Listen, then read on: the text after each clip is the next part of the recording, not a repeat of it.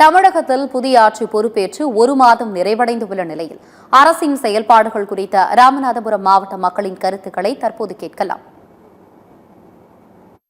தமிழக வெற்றி கழகம் ஆட்சியை பிடிச்சு 30 நாள் ஆச்சு. விவசாயிகளுடைய ஒட்டுமொத்த கோரிக்கை 4862 கூட்டுறவு வங்கியில வாங்கிய பயிர் கடனை முழுமையா தள்ளுபடி செய்வாங்க அப்படின்னு எதிர்பார்த்தோம். தேர்தல் வாக்குறுதியில அவங்க கொடுத்ததை இன்னைக்கு அறிவிச்சிருக்காங்க. அது வெற்றும் அறிவிப்பா இருக்கிறது. 30 நாள் ஆட்சி வெறும் ரீல்ஸ் ஆட்சியாக தான் நாங்க பாக்குறோம். இதுவரைக்கும் இல்லாத ஆட்சி எங்களுக்கு நடந்துட்டு இருக்கு. ஏன்னா எல்லாமே பாத்தீங்கன்னா 2 வருஷத்துக்கு அப்புறமா தான் சொல்ற விஷயங்களை செய்யறதுக்கு ஸ்டார்ட் பண்ணுவாங்க. மாசத்துக்குள்ளேயே நாங்க இதை ஃபுல்லுமே பண்ணிக்கிட்டு இருக்கோம். இந்த மாதிரி அடுத்தடுத்துன்னு போகும்போது இன்னும் சிறப்பாவே நடைபெறும்னே.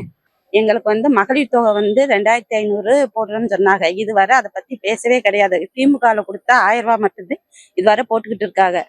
717 மது கடையை ஒழிக்கணும்னு சொன்னாங்க. அது ஒழுங்கா நீ ஒழிக்கவில்லை. ரீல்ஸ் தான் அதை பத்தி ரீல்ஸா தான் ஓடிக்கிட்டு இருக்கு இந்த ஆட்சி. கடந்த 1 மாசத்துல மட்டுமே ஊழலற்ற ஆட்சியை மக்கள் உணர்ந்திருக்காங்க. அது போக எந்த நலத்திட்டங்களையும், அதாவது அடுத்த கட்சி கொடுத்ததை நாங்க நிறுத்தவும் இல்லை. அதை விட பெஸ்டா பண்ணிக்கிட்டு இருக்கோம். அம்மா உணவகத்தை டிஎம்கே ஆட்சி ஃபுல்லா பாஸ் அவுட் பண்ண மாதிரி வச்சிருந்தாங்க.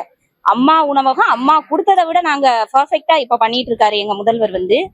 இந்த 30 நாளில் டிவிக்கனுடைய ஆட்சி மிகவும் பின்தங்கிய நிலையில் இருக்கிறது, குளறுபடியான நிலையில் இருக்கிறது.